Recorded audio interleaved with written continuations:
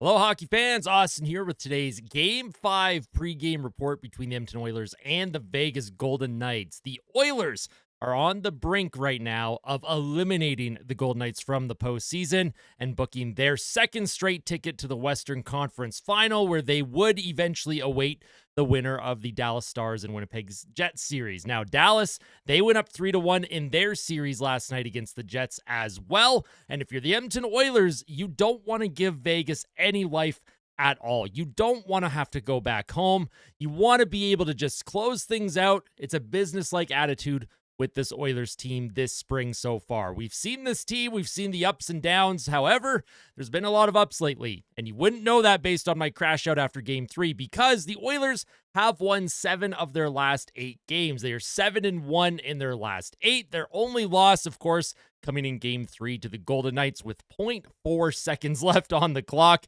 And I didn't even realize at the time, but I found out this morning that I guess there's some kind of Vegas company that was putting up billboards around Edmonton with 0.4. Like a score clock, and I just thought that's really funny. I think it's fun when other fans and when other corporations that are like supporting each team do little jabs at the fan base in their own city. I just wanted to mention that. I thought that was kind of a funny little jab. But the Oilers, they got the last laugh in Game 4, where they had maybe their best defensive performance of the entire postseason. Chris Knobloch, he put Leon Draisaitl in a checking role against Jack Eichel's line and held Jack Eichel's line to one shot against at 5-on-5. And for Bruce Cassidy and the Golden Knights, how are they going to play home ice advantage? What will their line matchups look like at T-Mobile Arena? Is he going to try and get Eichel out against McDavid? Is he going to try and get him out against Draisaitl? Or is he going to try and get him out against one of Edmonton's other lines? Because Eichel only has 1 goal in the postseason so far, and if Vegas wants to find a way to, not go home tonight, they're going to need Jack Eichel to start producing a little bit more. And it's not like Eichel has been bad. Eichel has clearly been Vegas's best player, their best forward for sure.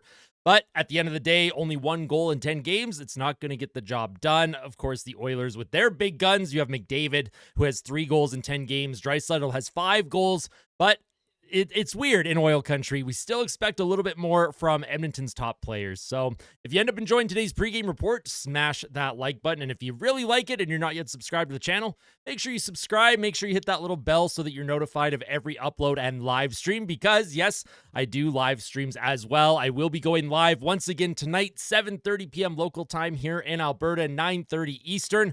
I will be live on YouTube doing a live stream commentary for the game tonight, where hopefully us Oilers fans here see Edmonton eliminate the Golden Knights in 5 games. And let's just get right into it. We're going to take a look at the projected lineups, the playoff stats for both teams, the keys to the game, players to watch, and score predictions. So let me know all of your thoughts in the comments section below as we take a look at tonight's projected lineups. I don't foresee Chris Knobloch making too many changes to his forward group at all. I think the way they all responded after he put Kapanen into the lineup and then shuffled his lines, I think Chris Knobloch has to be very happy with how that team responded for him, and I think the team should be happy with that response as well. However, you have to maintain it, right? It's one thing to do very well in one game, but can you carry that over into a second consecutive game, especially in a building that is very hard to win in at T-Mobile Arena? So, top line for the Oilers, Ryan Nugent-Hopkins, Connor McDavid, and Zach Hyman. Now, this line, they didn't produce a lot offensively the other night, but I found they did a really good job at generating chances. McDavid had several looks. He had an assist on Evander Kane's goal. I did forget to mention that. I think yesterday or the day before, I had said that Connor McDavid was held off the score sheet. That was incorrect. I had a few people let me know in the comments that McDavid did get an assist on Evander Kane's goal to make it 3-0 Edmonton. So thank you for the correction. I do read every comment, I promise, and it's good to hold me accountable because I do try and give you all as much accurate information as possible. So if I'm ever incorrect on something, I don't mind being corrected. That is not a problem at all.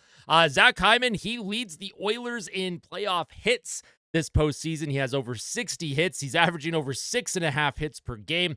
Zach Hyman is a little wrecking ball out there, and he does have 3 goals, but I do think Zach Hyman's due for a little bit more production. He did score in Game 1 in this series in Vegas. He scored the eventual game winner.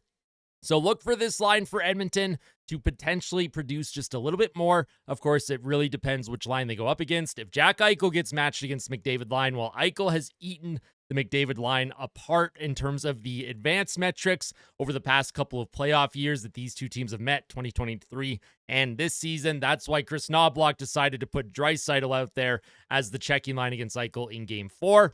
And speaking of Draisaitl, he will likely remain with Vasily Podkolzin and Kasperi Kapanen. Now, Kapanen, he hadn't played at all in the postseason, right? He hadn't seen one single game of appearance, and a lot of fans were very curious why he would get into the lineup over Jeff Skinner for Game 4. However, I think Kapanen showed why he got into the lineup. He has an element that Jeff Skinner just doesn't bring to the table. Jeff Skinner is all goals and not a whole lot of anything else. He can be responsible in the defensive zone, but he doesn't have a lot of foot speed and he doesn't bring any physicality. So what is Jeff Skinner doing when he's on the ice? Jeff Skinner also doesn't penalty kill. So Arvidsson came out, Kasperi Kapanen went in, and Kapanen right away, he was like shot out of a cannon. He was hitting everything that was moving. There was one shift where I think he hit McNabb, and then he hit Pietrangelo, and then he hit someone else in the neutral zone. I think he had 3 big hits in one single shift. It was unbelievable. It got the crowd into it, and it showed that the Oilers, they had a game plan, and Vegas just wasn't prepared for that game plan, in my opinion. I thought Kapanen and Draisaitl worked very well together, as well as Vasily Podkolzin. We have to give Podkolzin a ton of credit for his two-way game, his ability to get in on the forecheck, his ability to create scoring chances, and also when it comes to the defensive zone, he's very responsible, great along the boards. He wins a lot of puck battles. If this line is matched against, let's say, the William Karlsson line, I would expect this line to continue to do what they did best in Game 4, and that is be a checking line. And because they have Leon Draisaitl centering them, it can also be a scoring line. I really like the look of that second line for Edmonton. Of course, as the game wears on and Chris Knobloch, he will shorten the bench in the third period. He always does, either with a lead or if he's losing. Look for this line to have an impact. This is going to be the X Factor line for Edmonton, in my personal opinion. However, another X Factor line for the Oilers throughout this postseason, or I guess I should say X Factor players, have been Evander Kane, Adam Henrique, and Connor Brown. The third line for Edmonton contributed all 3 goals for the Oilers in Game 4. Evander Kane had a goal and an assist. Adam Henrique had 2 goals, and Connor Brown had 1 assist. If the top 2 lines are being matched against Vegas's best top 2 lines as well, this Edmonton third line needs to do what they did in Game 3. Get in on the forecheck, bang some bodies, and score a couple greasy goals. And if you're Evander Kane, try and get around that blue paint again, because Adin Hill, he's just completely rattled right now in that crease for the Golden Knights. If the Oilers get in on Vegas early, like they did in Game 4, if they get into the grill of Adin Hill, even if they're not physically touching Adin Hill has shown that he is starting to lose his composure. So if you're the Oilers, you want to test that composure as early as possible, and I don't think there's a better line to do that than Kane, Henrique, and Brown personally. The fourth line for Edmonton, Trent Frederick, Matthias Janmark, and Corey Perry. Don't expect them to get too much ice time tonight. However, the ice time that they are given, I hope they are able to, just play above water, right? You don't want them hemmed in their own zone. I do expect Bruce Cassidy to try and get some of his better players out against the Frederick, Janmark, and Perry line. Frederick, he's still dealing with that high ankle sprain, or assumed high ankle sprain. His mobility still isn't quite there, even though he has been looking better. And Corey Perry, of course, he's skating in quicksand every time he's on the ice. So for Bruce Cassidy and the Golden Knights, they're going to try and get some of their more speedy, skilled players out against Edmonton's fourth line, because the only player on that fourth line for Edmonton that can actually keep up with anyone is Matthias Janmark. However, this is still a good, grindy fourth line for Edmonton, and who knows, maybe they'll contribute a little bit offensively as well.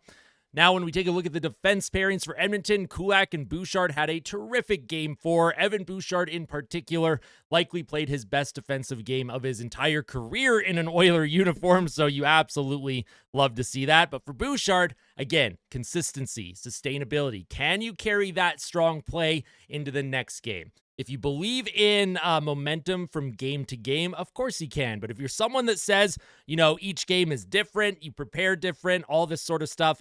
Now, I don't think players prepare differently, but there is different game plans that go into home and road games. So for Bouchard, can he play as well as he did in Game 4? And what will Vegas do to try and take advantage of Bouchard when he's on the ice? because Bouchard, of course, we know that he is prone to some pretty big mistakes, but in game 4 for Edmonton, Bouchard was credited with exactly 0 giveaways. If he has another game where he has less than 0, less than 2 giveaways, I think Edmonton is in great shape.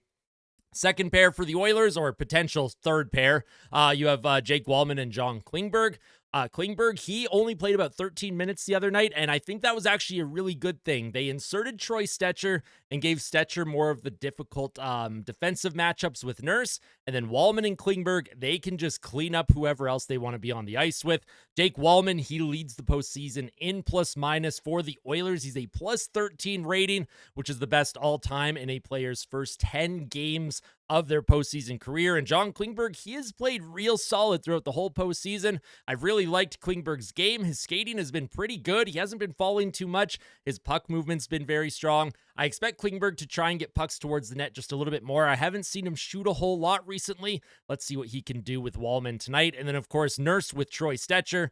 That was Edmonton's best pair overall as a pair in Game 4. I thought Nurse, he rebounded very, very well after sliding on his stomach every single shift in Game 3. And Troy Stecher, he settles Darnell Nurse down. Troy Stecher, he's mobile. He can get to areas of the ice. And Darnell Nurse, I think, feels comfortable knowing that because Stecher is a good skater, Nurse doesn't have to cover as much of the ice. And Troy Stecher, he is a little Energizer bunny. He's just go, go, go, go, go all the time. And that is a great pairing for Edmonton. Look for them to get some of the tough matchups tonight again. And for Troy Stecher, someone who also hadn't played in the playoffs at all until Game 4, the fact that him and Kapanen were able to step in and be as effective as they were in the toughest atmosphere of the season, the toughest games of the year, that's a great sign for Edmonton.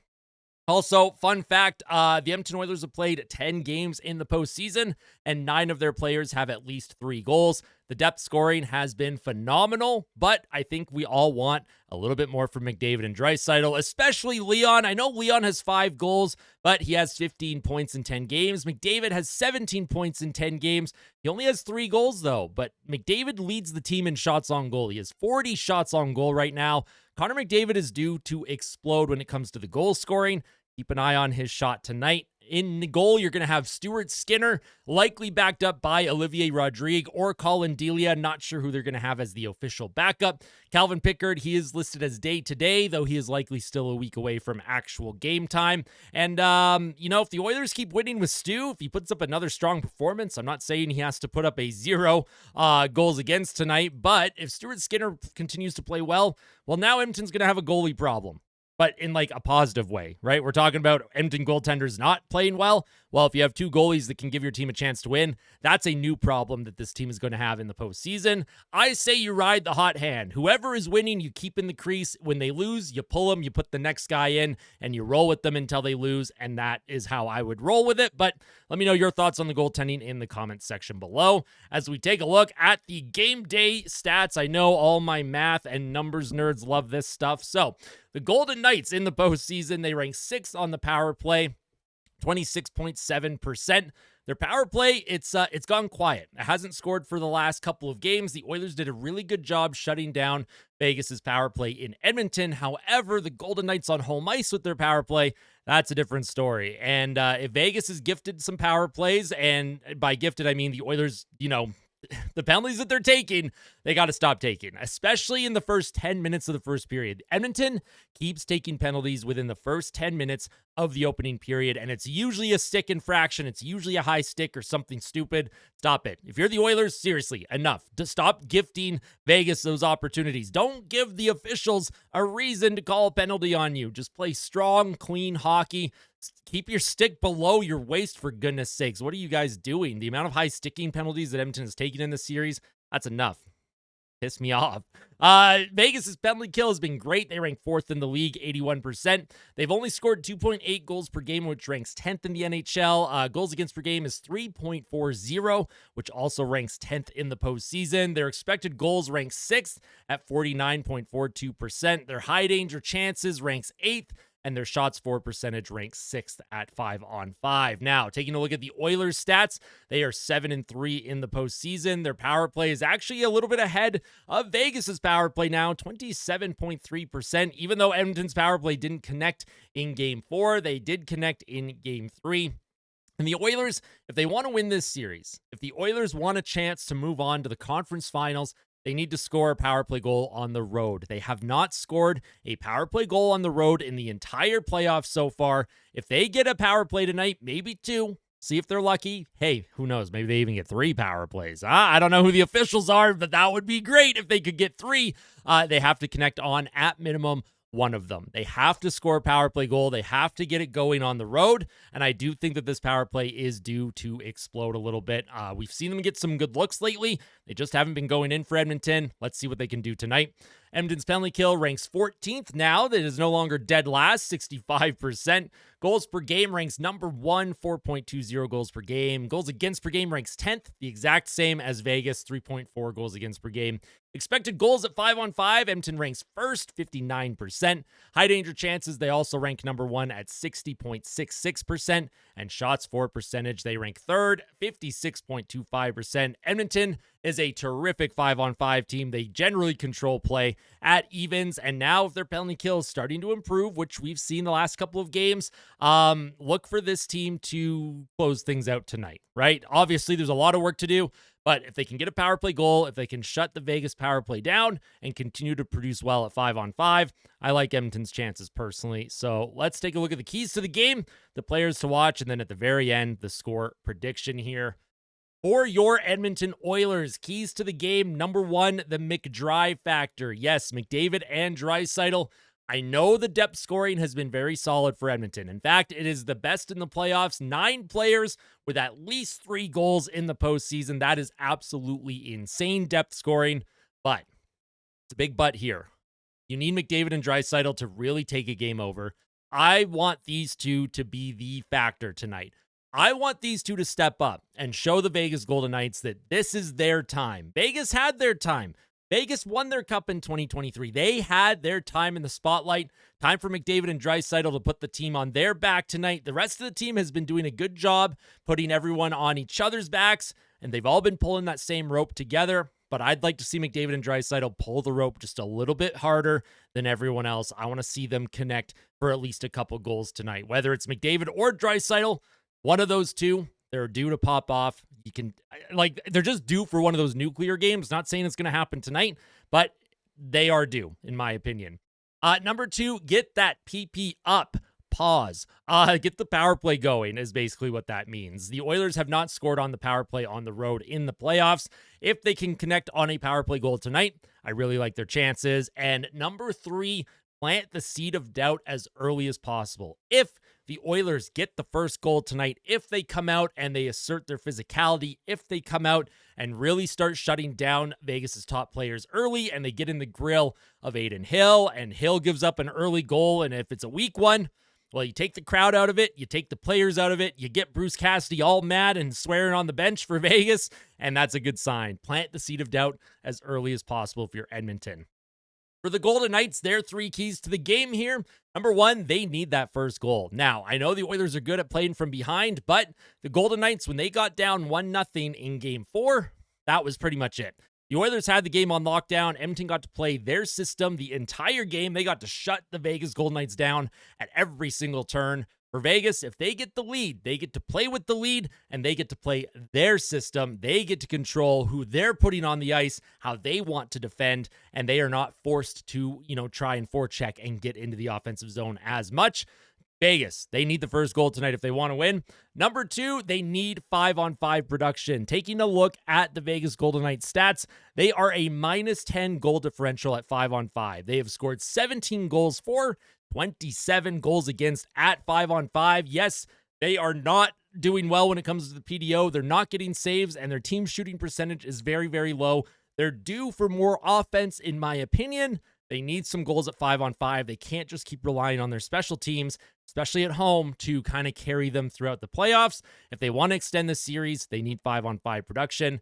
And number 3, if McDavid and Draisaitl need to be a factor for Edmonton, Jack Eichel has to be a factor for the Golden Knights. And I'm not saying Eichel has been a problem. In fact, he's been the least of Vegas's problems in this entire series. Jack Eichel, in my opinion, has been the best player for Vegas in the entire playoffs, but he has 1 goal in 10 games. They need him to produce. They need him to put the puck in the net. I know he's looking for passes when it's on the power play. He has a wicked wrist shot, a wicked snapshot, and he can one-time it as well from that left circle.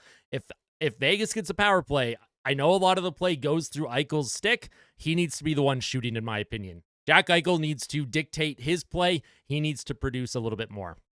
Now, in saying that, my 2 players to watch tonight, number 1 for Edmonton, Leon Draisaitl. I'm wearing the Draisaitl sweater today, the road sweater, since they're on the road. Also, this is what I wore in Game 4, so I'm superstitious. I will keep the same gear on from game to game until they lose, and then I switch it out.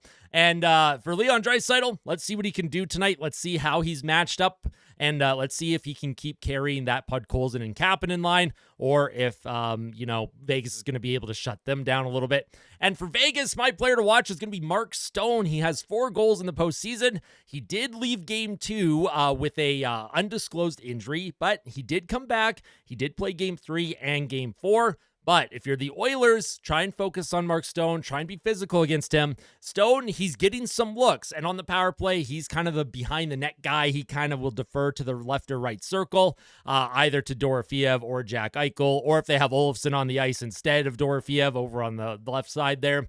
But for Mark Stone, keep an eye on him. I think he's an X factor. He's a vet in this league. He knows what it takes to win games. He's been in this position before. Backs against the wall. Veteran player for Vegas. Look for him to assert himself in some capacity tonight, whether it's physically or on the score sheet. Now, with that out all of the way, what is my score prediction tonight? Drum roll. Oh my goodness, what a surprise. I'm going to take the Edmonton Oilers. I'm going to say a 5-3 win tonight for Edmonton. I'm going to say that they close this thing out in 5 games and get a few extra days of rest as we await the winner of the Dallas and Winnipeg series.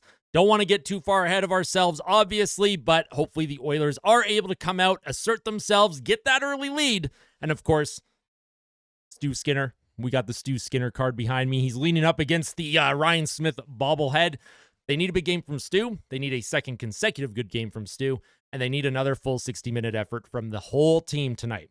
Let's see if they can get the job done. Before the game tonight, tell someone that you love them. And as always, fight like a kid. Fight like Ben. Let's go, Oilers. Let's see if they can wrap this thing up in 5. Let's go, Edmonton. We'll see you tonight.